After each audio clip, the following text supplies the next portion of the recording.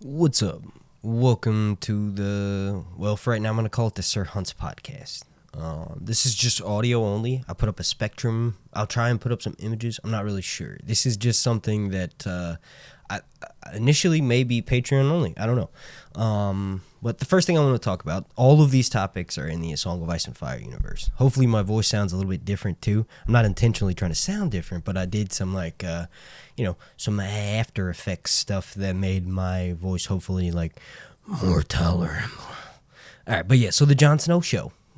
As of right now, we haven't heard that much news on that front. But what I will say is I'm really excited for it. I think the big thing that I want to see is a continuation of really any character from the main show. Because the regardless of what one may think of Game of Thrones Season 8, the Game of Thrones show, as of right now, because there's only been 4 episodes... I mean, there's 10, right? But there's only been 4 episodes of House of the Dragon. Game of Thrones remains the greatest show of all time, regardless of how you feel about Season 8. And obviously, I even have salty feelings about that. It's hard to not be a salty Dornishman when it comes to some of the rating choices in Game of Thrones Season 8. You know what I mean? But getting back on track here, the Jon Snow show, right? So, Jon Snow includes really any character that went with him. That would be Tormund. That would be the Wildlings. That would be potential book characters that were kind of forgotten about in the show. They kind of forgot, right? That's the infamous meme that everyone always loves to share when making fun of Game of Thrones Season 8. But guess what? Kit Harington is going to be a showrunner on this show. I don't think this is true. I don't care if it's true. I want this to get out there. Miguel Sapochnik, since you left House of the Dragon, join your buddy Kit. Kit was recently in an interview. It was like, yeah, my buddy Miguel Sapochnik, his show ran that show, and it's amazing, right? So yeah, get on board with the Snow. Get on board with it. I would love to see Val, right? So Val's this wildling princess, who basically is, she's kind of like a love interest to Jon Snow after Ygritte dies, but she's not really a princess. She's literally just the sister of Mance Rayder, who is Jon Snow's father. Psych, it's not Rhaegar, come on. It is kind of weird that he can sneak all the way over the wall, right? Make it down to Winterfell and just sit there and chill while Jon is having the king to his house. Well, Jon's a bastard, so it's not his house. But Ned Stark is having the king over, and supposedly Mance Rayder was there. And you know what? Mance was probably there because he's currently in Winterfell right now pretending to be a bard, right? Bale the Bard is the story that I can't recall that much information off the top of my head, and I'm not really looking anything up for this. I just want to remember the information. But anyway, Bale the Bard's there. He's torturing Theon. He could potentially be the hooded man in Winterfell. But getting all the way back on track here, Val is his wife's sister. His wife, Dala, died during childbirth. So Val is alive currently in A Dance with Dragons, and she's at the wall, right? So you don't get any POVs from Jon Snow in A Feast for Crows, but you get to hear about him through Sam's POV. And then Jon comes back in A Dance with Dragons, right? And if I'm wrong, well, then let me know down below in the comment section. But I'm pretty sure that's right. So Val is the sister of Jon Snow's father, Mance Rayder, Mance Rayder's not Jon Snow's dad. He's just a really sneaky dude. But anyway, he snuck down and was at the king thing. I know I'm jumping around a lot here. It's a podcast. My brain is kind of like in an altered state of reality because I actually have a genuine break right now from my chillins. You know what I mean? So Mance Rayder's pretty badass. He has crucial information that the only way he can prove it is because basically he was there, right? So Jon Snow realizes that he was there. So Jon allows him. Mance supposedly died, but he's got this glamour on from Melisandre, right? So Jon thinks that Mance dies, but he doesn't. He's pretending to be this dude known as the Lord of Bones, who literally wears this suit of bones, of human bones, of people that he's killed. Some of them he didn't kill, you know what I mean? But this dude, Lord of Bones, is a bitch. But anyway, it's actually Mance Rayder. So Jon actually fights him outside. It's pretty funny when he still thinks it's the Lord of Bones and doesn't realize it's Mance Rayder. And Mance Rayder's obviously a really good fighter because he's, he's king beyond the wall. And the wildlings don't really respect anything, right? So obviously Mance has battle prowess. He can climb a wall and go all the way to Winterfell and be unnoticed by the Lord of Winterfell, who's supposed to be his ultimate enemy, right? Also the Night's Watchman. So anyway, Jon fights him out in the courtyard at Castle Black, and Jon Snow gets his ass whooped, right? And then he finds out, hey, this is Mance Rayder. So Jon sends him down to go get his sister. But anyway, that guy's wife, Dalla, dies giving birth to his child. His wife's sister's still alive, Val. She's this princess that's kept in the king's tower that Jon keeps flirting with, and she basically says, yo, if you want to come fuck, I'm going to slit your throat, so you better be good with the knives. You better be a man, basically is what she's saying, right? So Jon hasn't really hit that yet, and he didn't have a chance to now because he's dead. As of right now, he's dead. Winds of Winter hasn't come out yet. So Val is one of the characters that I would love to see on this Jon Snow show. And you know, I think there's a few more, but for the most part, those characters, like Leathers, his arc was tied in with one Wegdar. One Wegdar. One is dead. It would have been cool to see Leathers on the show because I don't even know if the show had him on. The show would do some shit like put him in the background and be like, yeah, that's Leathers. But yeah, so Leathers, his arc is tied into the Night's Watch. I think Jon Snow show needs to be north of the Wall. As of right now, they don't think there's any threat, so Jon willingly left the Wall. Otherwise, he'd stay there and prepare to fight the White Walkers. That's what I think this show could be about. I don't know if they would have to do more than one season. They could literally do 10 episodes, maybe 13 episodes, because it's only one season. I don't know. I didn't want to predict how the show would go. I just wanted to talk about it in general and potentially what they could relate over from the books. You also have a few characters down south that were kind of never really brought up on the show. Lady Stoneheart, that's just for fun. Y'all think Lady Stoneheart should be in the Jon Snow show? You think they should bring back Robb too? Robb's skeleton? She'd go back up there with Jon and be like, yo, what are we doing? No, I really do want to know the plot though, because I'm excited. And there's like still, I think, some doubt online I see on Facebook and Twitter and stuff where people are like, yeah, I don't even think the show's going to happen. It's just a rumor. You know what I mean? But Emilia Clarke confirmed it. I think George even mentioned it. And Jon Snow has just, you know, in the interview, he basically said, I don't know. Like, I know nothing. You know what I mean? When he was asked about it directly. But of course he's working on it. He's probably already filmed it. Good thing is he doesn't have to go all the way to those crazy cold locations like Iceland and, you know, where they filmed most of his north of the wall scenes where they went to go chase for the White Walkers and the White. Well, I guess, yeah, just whites. You know what I mean? They wanted to go prove to Cersei that there's this actual threat. He doesn't actually have to go to those places. They could film it in that massive Warner's studio, and I think that's what ultimately convinced him to do it. You know what I mean? And I think one of the main reasons why Miguel left, he knows the show's insanely successful, or the news wanted it to be announced early so it would get buried under how successful House of the Dragon is because I'm hoping Miguel went to the Jon Snow show. I know there's rumors of another Jon Snow showrunner that's supposed to be attached that Kit Harington's friends with, but you know, I can't think of the guy's name right now. But you know, like I said, I don't want to look anything up because this is all from the top of the dome. Since we're talking about Jon Snow, I kind of mentioned a few characters, right? I want to talk about a winter release date. As of right now, I thought the end of this year, right? At least an announcement date for it. George said he's going to announce it through, not a blog. Ultimately, that means that, that's probably where we're going to hear the news. I would like it to come out next year because that would be an amazing year to have. A year worth.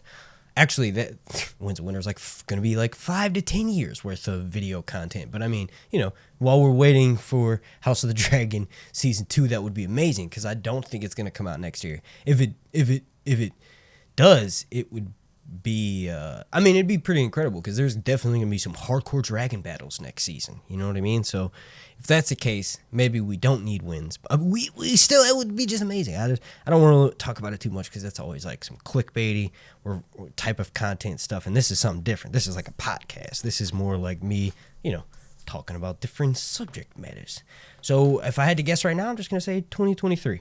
All right, so I kind of mentioned it a few times, House of the Dragon. Let's talk about what I think about it so far. I'm talking episodes 1 through 4. So far, I'll start with the critiques because I feel like I've been being way too nice on the show, but it's impossible not to be nice. I said for 2 years, I was like, yo, I kind of got scorned. I felt like personally I got a little bit scorned with season 8 because I literally had expectations of dragons shitting on the screen, right? I kept saying that Dan and Dave, all they have to do is we're not talking about season 8. We're talking about House of the Dragon. But so the one episode that I would have problems with so far is this is the first one.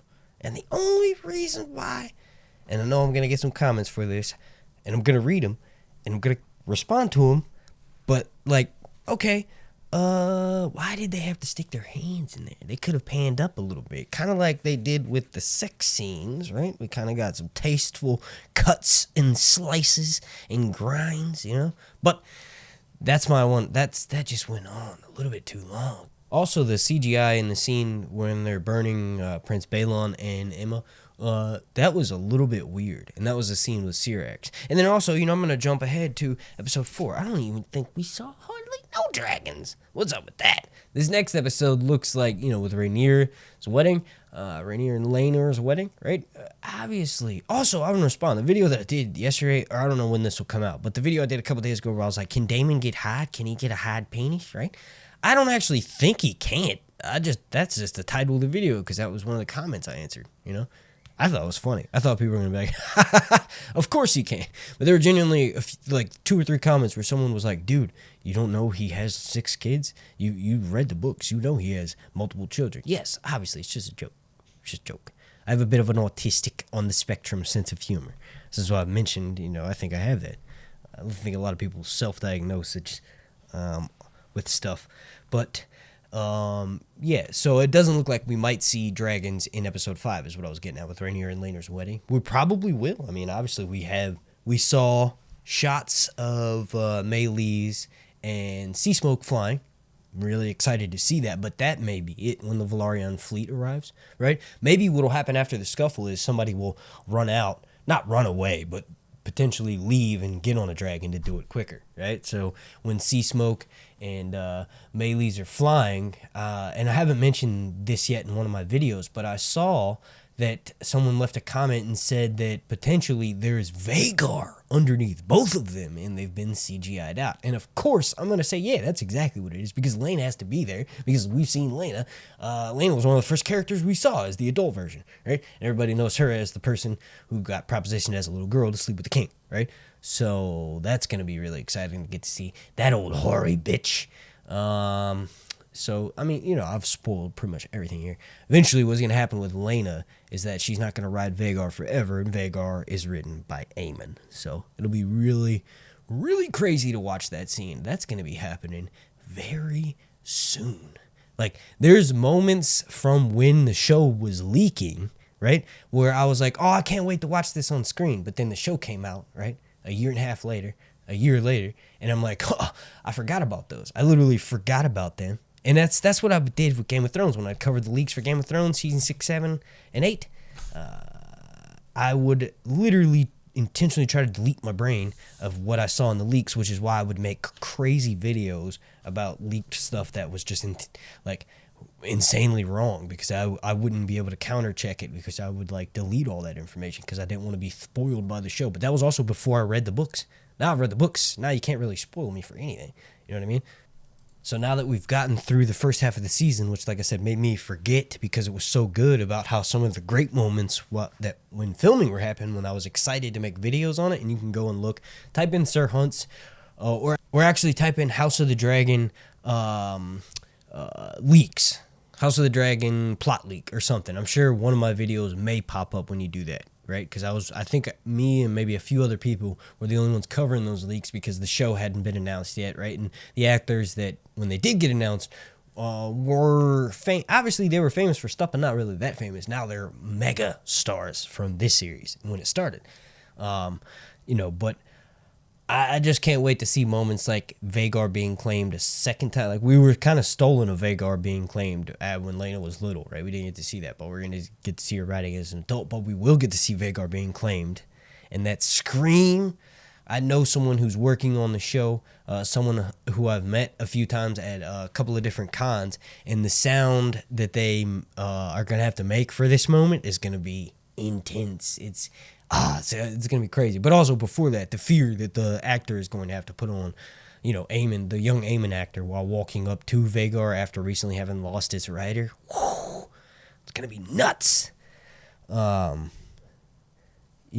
thing that I will say is that I don't really have too much wrong with the show. I think what'll happen is, because now I'm in like this sort of like honeymoon phase with the show, I can't find really any critiques with it because it's been so faithful to the books. And that was the one thing that I feared, was that they were going to sort of do modern day plot stuff and that'll interfere with book translations, but they're doing it perfectly, right? And I'm not gonna get too much into that, but after I get past this, so after the show comes out and it's been 6 months to almost a year and we're fiending for season 2 and I've had like 5 viewings of the show as a whole all the way through, I might start to find stuff wrong. I probably will. And ultimately, those things will still not make me change my mind about the show, probably, because I've been wanting this, and then also like the Blackfire Rebellion is going to be explored in the Duncan Egg series, and the Nigerian 10,000 ships, right? And we might get to see something about the Golden Empire of E.T. and Ling, right?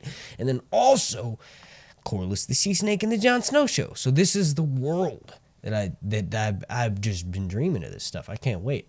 Millions of people have. Obviously, A Song of Ice and Fire is worldwide, baby. But I just remember doing a video called like Game of Thrones Universe or something, or GOT Universe, Cinematic Universe, GOTCU, right? That was like right when they first announced they may be potentially doing some kind of a spinoff, and that was obviously Fire and Blood, and then that turned into House of the Dragon, right? When they initially announced that, I was like, can you just imagine if they made I kept saying, there's going to be a Game of Thrones movie when Emilia Clarke comes back, right? And there's going to be a resurrection of Daenerys. You got to realize Emilia Clarke is famous for making faces and lying, straight up lying in interviews when being interviewed for Game of Thrones, right? So I think she's lying about wanting to come back, potentially. I think she will once her schedule clears out. And if they give her enough, ultimately, let's be real, if they give her enough money, she will. Like, money can move mountains.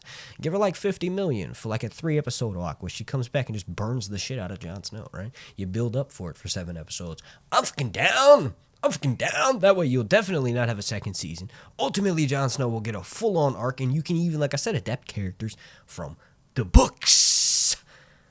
But I got way sidetracked there. I'm actually going to have to stop it and go back and listen to it. But I'll try to remember the part where I was at by looking at the little bit of notes that I do have so far.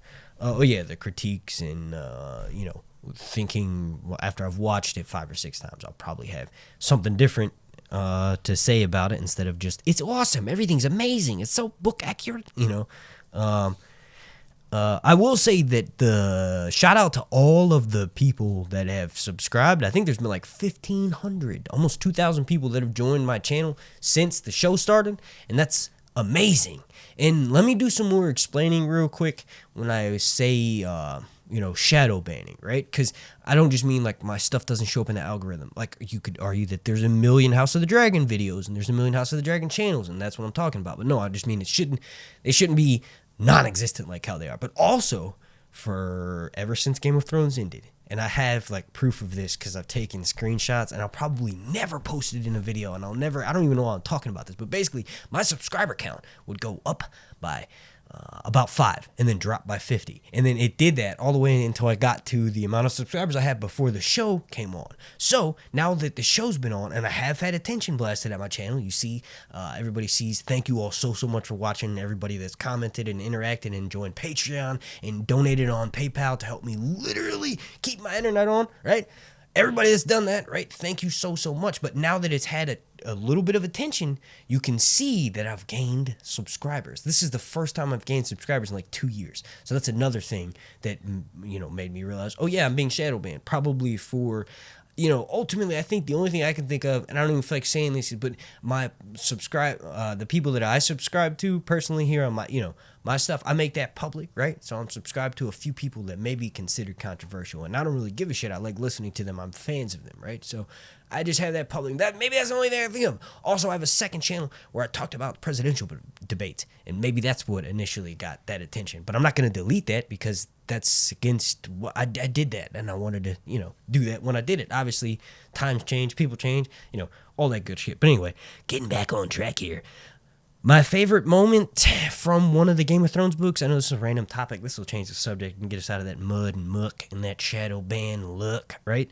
My favorite moments from A Dance with Dragons One of my favorite moments from the book of Dance with Dragons is when Daenerys is flying Drogon out of the pits of Meereen. And I know that sounds cliche, but you gotta realize Daenerys is ultimately being set up, and one of the people that was left out of the show, probably he's a black dude, right? He's a black man, right? But he is missing a penis. That's the only reason why I could think Dan and Dave left him out of Game of Thrones. But anyway, he is one of Daenerys' closest confidants and like her personal bodyguard in short, and he grew up in the fighting pits of Meereen, and every time he would kill an enemy, he would let them cut him first, and after he would do that, he would brutally murder them. And in one instance, he fights a city's champion. I believe it's either Meereen or one of the cities that Daenerys conquers over there in Essos. He cuts the dude's head off and then shits on his body in front of like everybody that's in the city that the Daenerys is about to sack, right? This is when her dragons are still little. Obviously, her dragons are just big enough. Drogon's just big enough to carry her weight out of there. But this dude, Strong Belwas, is badass. So he eats these things, right? These honeyed locusts that are poisoned, right? These honey spicy locusts that his daughter's Lorak, who's Daenerys' husband, and they're basically in his penthouse box, and they're like watching the fighting pits happen, and he goes, make sure you try the honey locusts. They are very good. And she's like, I don't, whatever, right? But Strong Belwas can't resist him because he's a big belly boy. He's a strong belly Belwas boy. It's funny, that's what I call my daughter. My daughter's name is Bella, and I go, strong belly Belwas, and Belwas is going to be her nickname. But anyway, so this dude, he eats the onions, right? And once he eats the onions, yeah, liver and onions is his favorite meal. But honey locusts, right? So he eats them and they're poison. So he starts throwing up viciously, and that's when it all breaks loose, right? So Daenerys' dragon is attracted to all of the people that are fighting in the pit, right? Because all these people are dying and there's this blood everywhere, right? There's a few badass fighters that I can't remember their names of, but there's an interesting thing happening with Tyrion, right? He's putting on a performance with who some people ridiculously believe that Penny is Tyrion's daughter. I don't know how, but basically Penny is this dwarf who was performing at Joffrey's wedding. Her and her brother, right? Holo. They're Groot. Penny and Groot. They're basically named after the lowest forms of currency in Westeros, right? So Tyrion, on his exile after killing his father on the crapper with the bow, he meets this dwarf in his many travels, and I've explained to Tyrion a bunch, so just go on YouTube, type in Sir Hunts Tyrion, and you'll see either 2-hour live stream of me just talking about Tyrion's POV, or a video that I've done specifically on the Tyrion theory for Wins a Winner.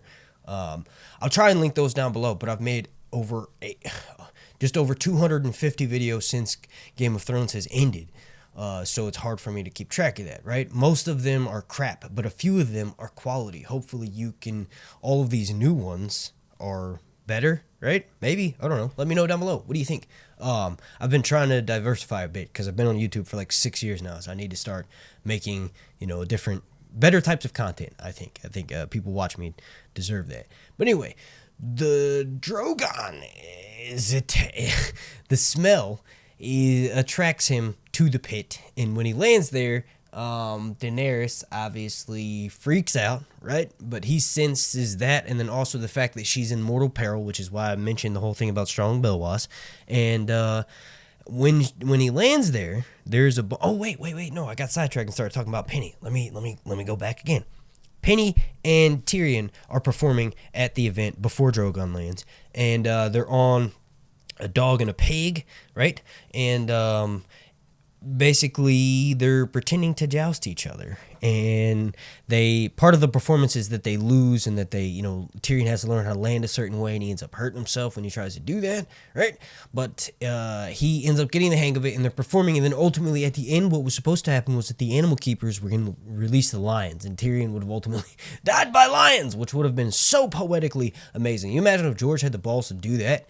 Like, the Jon Snow stabbing is almost equally as brutal, but just imagine Tyrion being devoured by lions, and instead of skipping his POV while it happened and giving us the POV from another person's perspective like he did with Ned, giving us the POV of Tyrion being ripped apart by the lions, that would have been hardcore, and that would have probably brought all of the dragons in the land down on the pits in the Daznak, where everybody's fighting at. But yeah, so my favorite part is all of the animal keepers that were there, that were going to release the lions on Tyrion, start attacking Drogon. They start throwing spears at Drogon. And when they throw spears at Drogon, well, Daenerys obviously freaks out, so she hops down and grabs a whip, and with a whip she basically tames Drogon, hops on him, and flies off. And I'm skipping over that part, but that's just amazing. She flies over the city, and there's rumors from people watching that she died. Half the city said she died. Half the city said she burned up.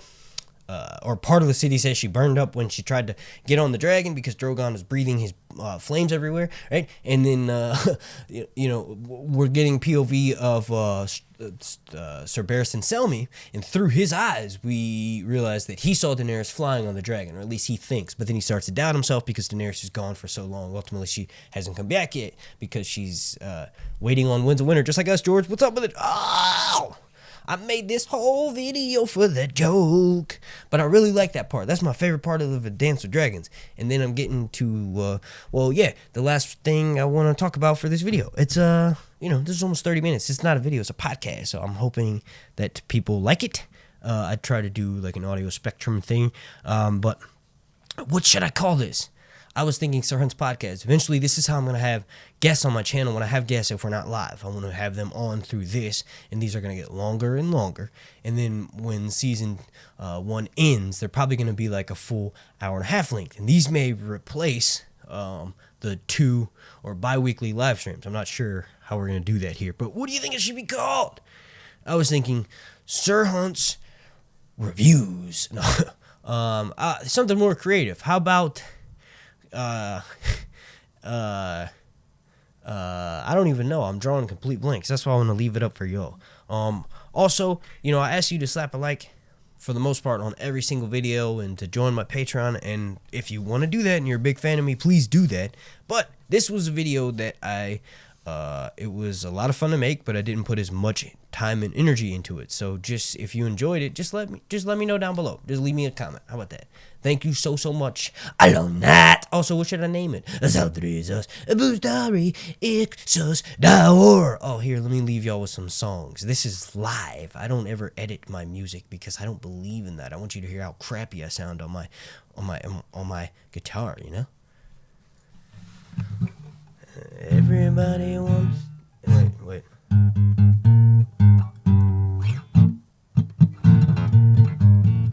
Oh, no, I don't like that. I don't like that.